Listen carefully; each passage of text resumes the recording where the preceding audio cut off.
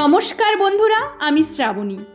আজকের ভিডিওটা আমার সারাদিনের ছোট ছোট মুহূর্তগুলো নিয়ে, মানে সকাল থেকে রাত পর্যন্ত কি কি করলাম, কি রান্না হলো, সবটাই তোমাদের সঙ্গে শেয়ার করব। তো চলো তোমাদের সাথে কাটিয়ে ফেলি এই সুন্দর ছোট্ট একটা দিন।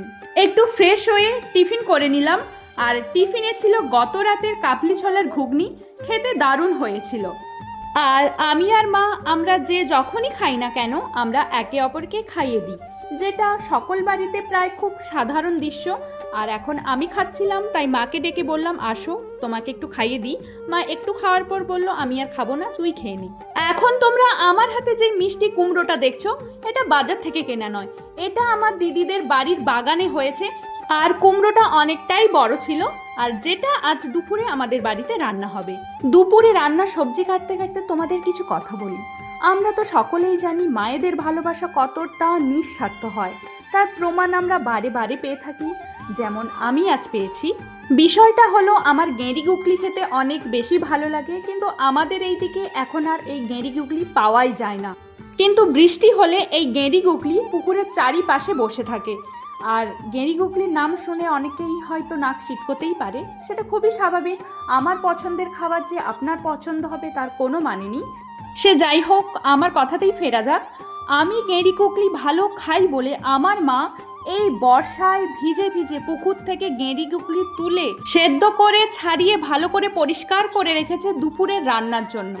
সত্যি মায়ের ভালোবাসার কোনো বিকল্প হয় না। তোমাদের সাথে কথা বলতে বলতে আমার দুপুরে রান্নার জন্য সবজি কাটা প্রায় হয়েই এসেছে। আর জানো তো, আমাদের বাড়িতে প্রায় এখন প্রতিদিনই আমের চাটনি হচ্ছে।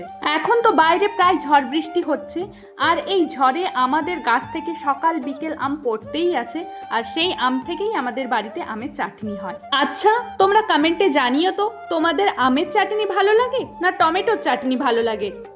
আর এদিকে মা এসে বলল তোর সবজি কাটা হয়ে গেলে তুই স্নান করে নিস। আমি হরি মন্দির ধুয়ে ঠাকুরের ফুল তুলে রেখেছি, তুই স্নান করে ঠাকুরের পূজাটা দিয়ে দিস। তারপর আমি বাকি সবজিটুকু কেটে আনাজের খোসাগুলো ফেলে দিই। এবার মা এসে বাকি বাটি মানে পেঁয়াজগুলো কেটে মা রান্না চাপিয়ে দেয়। এবার আমি স্নান করতে যাই, স্নান করে এসে আমাকে আবার ঠাকুরকে পূজা দিতে হবে। আর আমার মা না করলা দিয়ে মাছের একটা তেতো ঝোল বানায়। আমি তেতো খুব একটা পছন্দ না করলেও এই ঝোলটা আমি খেয়েই থাকি। আর গরমকালে তেতো খাওয়া সত্যিই ভালো, সেটা আমার থেকে তোমরা বেশি ভালো করে জানবে। তারপর স্নান করে এসে আমি ঠাকুরকে পূজা দিচ্ছি।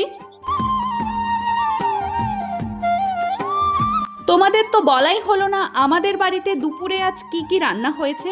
মাছের তেতো ঝোল, আমের চাটনি, মিষ্টি কুমড়ো সেদ্ধ যেটা ভাজা লঙ্কা কাঁচা পেঁয়াজ দিয়ে মাখা হয়েছে, আর গেঁড়ি গুগলির ঝাল। কুমড়ো সেদ্ধটা খেতে অনেক ভালো লাগছিল, আর আমাকে একটু ঝাল লাগছিল কারণ আমি বেশি ঝাল খেতে পারি না।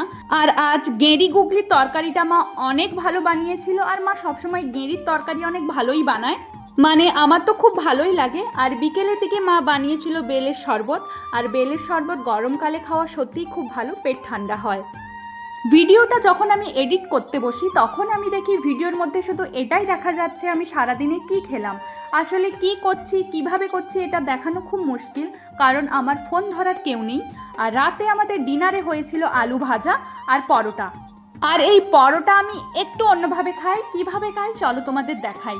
একটা পরোটা নিই, আর তাতে আলু ভাজা, শসা পেঁয়াজ দিলে তো আরও ভালো হয়, খেতে কিছুটা এগরোলের মতন টেস্ট আসে, কিন্তু পুরোটা না হলেও কিছুটা, ওই যেমন দুধের স্বাদ ঘোলে মেটানোর মতন। একটু আগেই বলেছিলাম মায়েদের ভালোবাসা নিঃস্বার্থ হয়, কেন তা আবারও একবার প্রমাণ দিচ্ছি। আমার দিদি এই পরোটা খেতে ভালোবাসে বলে মা দেখো দিদি বাড়ির জন্য পরোটা প্যাক করছে। আর আমার দিদিও গেঁড়ি গুগলি খুব ভালো খায়, তাই অল্পই ছিল, একদম সামান্য বাড়িতে পড়েছিল, সেই অল্পটাই মা দিদির জন্য প্যাক করে দিচ্ছে। বলছে আমি খাবো, মেয়েটা খাবে না, মনটা কেমন একটা করছে।